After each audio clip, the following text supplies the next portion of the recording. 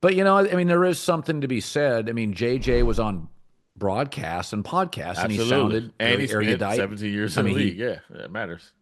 yeah, I mean, Jason Kidd, similarly, these guys Steve around Kerr. basketball Yeah. have got intuitive feel for it. So you wrote that article on the suffering Mavs fans. Do you think when Cuban sold the team, Mark has a pretty good sense Yeah. of business timing and exit Absolutely. strategy? Um, why do you think why do you think Cuban sold? I tend to think everything Mark is very good at seeing around corners. I can disagree with him sometimes on loving NFTs and Bitcoin or politics or whatever it is, but it just feels like Cuban sold the team and it hasn't felt the same since he sold it. You know, the fact, like when he sold it, I thought, is this a Vegas move?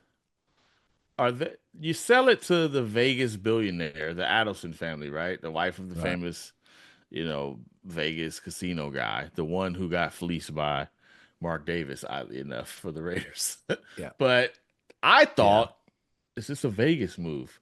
And one of the things that I've learned from Joe Lacob and the whole A's debacle, because Oakland has lost its teams, and it's all boils down to you got to be ready to spend 1.5 to $2 billion on a stadium. You just have to be able to Yep. do that. And if you're not ready to do that, now you're relying on your local municipality to come up with the money.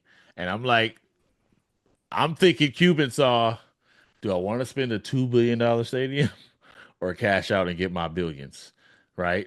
It's the opposite move of what John Fisher did with the A's. Sell the team and get billions, or no, now he's playing in like a high school stadium in Sacramento because they don't want to sell. Like that that's what I thought.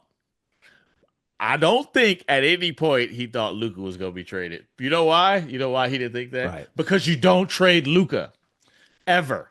Right. At least you don't do it at 25 years old, right?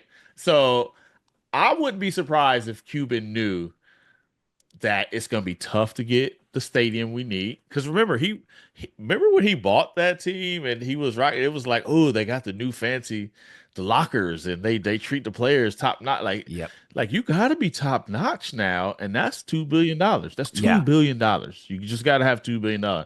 I think he saw it might be tough to get a stadium. Let me sell it. Let me take the profit instead of digging a bigger hole.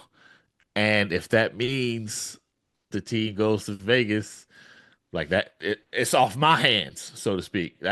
That's the best I can think Yeah. of. But I agree with you 1,000,000%. Cuban saw this 7 steps away. Like he was on it. Well, I'll throw my LeBron theory at you. LeBron has always avoided a mess. So he leaves Cleveland. He plays in the Olympics, and he's like, man, I got to play with good players. Dan Snyder can't get me. He goes to Miami for finals. Wade and Bosch, especially Wade, is struggling to play back to backs. He bails. He's right. He goes to Cleveland, gets a title. Kyrie's like, I don't want to be here. We were maxed out. He leaves. A second time. This time everybody's good with it. He goes to the Lakers. People love Lonzo Ball, Kyle Kuzma. He didn't. He got rid of him. Brings in AD. AD was great. And I believe LeBron realized as he aged about 2 years ago that he could not be on every possession every night the Yeah. lead initiator. And Austin Reeves is more of a 3 or a 4 than a 2. And so I think he was looking for Steph 2 years Oh, ago. no question.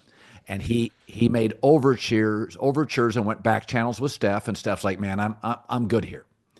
And then I think he And was I think interested it in happened to be Jokic. like, hey, do you want to come here instead? I think that was part of the That's conversation. How right. about LeBron? You could come Yep. here. And then he knew Jokic could also make the game easier for him. Denver's not interested. And I think when Cuban sold the Mavericks, I think LeBron went back channels, thought to himself, here's the moment. I'm going to make sure he knows I like him a lot. I think eventually he made it known upstairs, guys, I'm getting older. I cannot play 40 minutes. I love AD to death, but I can't be the play initiator every damn time down the floor. I can't do it. I mean, there are times now when you watch him. Now Austin Reeves hasn't played in a couple games. When Luka and Austin are there together, I mean, it's like LeBron's got a Yeah, you smile feel on it. his face. He's floating in the wing. And he's earned It's that, by the and by the way. way, He's he's earned got the right to be there. Yeah, absolutely. absolutely. But I do think I think, and this is not a criticism. I think LeBron's the smartest player in league history, arguably in a short list. I think he's calculated.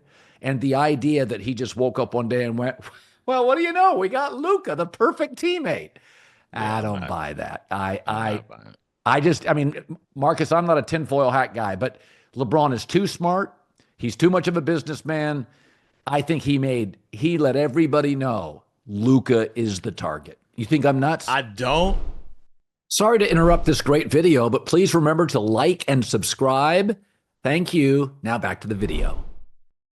I just wonder how you keep that quiet. Because one thing Brian hasn't been great at is keeping all this stuff quiet. So I Occam's razor come into play. What's more likely, that LeBron pulled this from behind the string, which I'm not saying is off the table, or Nico Harrison was like, I got the move that's gonna make me a legend. I don't know. They're both Yeah. kind of wild. Did he really just do this though? Did Nico just decide, you know what? I'm gonna call Rob Pelinka. We're gonna make this happen. That's almost as No, I don't. crazy. Well, so I had this discussion 2 nights ago at dinner with a friend. I said, the star players in the last CBA, they're getting like outrageous money. And I have no problem with it, but they're making significantly more than Patrick Oh Mahomes. yeah.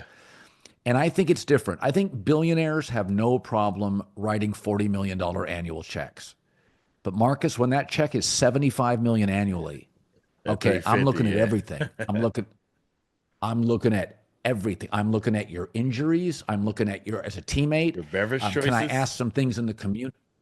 Yep. And I think that ownership group said this is back-to-back camps he's missed. He's been hurt since Christmas. He's doesn't always do he leaves the minute the season's over. He doesn't do much off season. I think ownership made it clear we're Very, not sure if we're going to yeah, 350 very large on clear though, this. right? Because I don't think if they weren't thinking that way, Nico couldn't do it, right? They had to be thinking that way. The tr- The question is right. like the same investigation they do for like to see if he's worth the 75 million a year. That investigation might at some point tell them, yeah, he might actually be worth it still, right? Like, did their investigation not include this part? Like, hey, I wonder if we're gonna have to give money back for season tickets if we do this. Like, did they stop the Right. investigation at Luca, or did they analyze? Here's what a magnetic NBA superstar bring the value they bring to a franchise, and they decided it was less than 350. What is Luca worth to the Mavs? Like that's the part I don't understand. I agree with you. They're probably like, yeah, 350 is a lot. Like that might be too much. But like if you analyze Steph Curry, like what's his value to the Warriors? Like you Oh should God. like that's the part of like Luca is 25. You got him 10 more years. What's the value of that? Is it worth the 345? Well, also though, Steph is a No domestic question. product. Steph has multiple And titles. He's incredibly likable, he is a Mr. perfect face of Community. franchise. Absolutely. Perfect. And whereas Luca's, little international, hookah bars, loves his beverages, leaves the city the minute the season's over. Like there's, and by the way, really not in great shape. Although I'll say this, he looks better in the last 10 days than he did in Dallas. I mean, he's gotten Yeah. tighter. It's the LA lifestyle. And the shape thing is not nothing because they didn't win a championship partly because of it. Like Yeah, he was that he he was was he was done. He gassed was at the done. end. He Yeah, was absolutely. done. So that's not so to like I understand that to say, hey, we got to the finals, and part of the reason we didn't win is because our best player was done. And the response to that is, I'm still not gonna get in shape. That's probably a little bit troubling because the guys we know who are in the position Luca is, if that happens, they're coming back in shape. They're like, I'm never feeling that again, right? Like we're going to work out like Right. crazy. and I'm coming back, you know, you gonna have to question me about Peds. That's how much shape I'm gonna be in after getting sunned by Jaylen Brown in the NBA Finals, right? So the fact that his response was to be the same guy, I can see that being troubling. Still, Colin, like he's Luka. Like Yeah. at some point, the receipts Yeah, just no, gotta it's matter more. Like, well, I said I wouldn't have made the deal, but if you had gotten if you would have been able to corral three that's first the round thing. picks, AD and Austin Reeves, then I wouldn't have done it, but I'd A sleep on bigger that bounty. Yes, considering, yeah, three first, AD and Austin Reeves, because Austin then can be a number two play initiator to Kyrie Irving. So Kyrie doesn't have to do that to me is such a it's just bad strategy. Spencer Dinwiddie's not going to be able to do that on a regular basis. So if I were to get another, Austin's averaging yeah, 18 a no, game. He can play. He can be a absolutely. playmaker. Three first and the best defensive player arguable in the league. I Yeah, sleep on absolutely. that. And again, I wouldn't sleep on it if Luka was in great shape Yeah, and Luka didn't have back-to-back calf injuries and miss camp. then Then I don't. But you get to 75 million annually. I'm going to like consider I ankle really need to turns. see what's under your Everything. fingernails at that point, huh? No, I'm with you. A um, better bounty would make this a little bit more palatable. No question. No yeah. question. Marcus Thompson, a writer for The Athletic.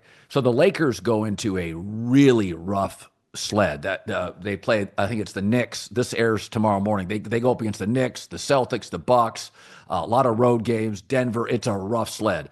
What's it look like for the Warriors going forward? Where are their challenges? They're actually in a pretty good place from a schedule perspective. They got Brooklyn. They probably assuming they beat Brooklyn, but let's just assume they beat Brooklyn. They come home for a long like homestand. I mean, they get Milwaukee at home. They got 2 games left against the Lakers, but they're done with Boston. They're done with Cleveland. They're done with the teams that give them problems. So they're sitting actually kind of pretty. They get Toronto and Phoenix. Their schedule is very doable. Like it's very they're in a good place. Like they're not like cupcake games. There's not a lot of Charlottes, but it's a lot of those teams they should beat. The Sacramentos, right? The San Antonios without Wemby.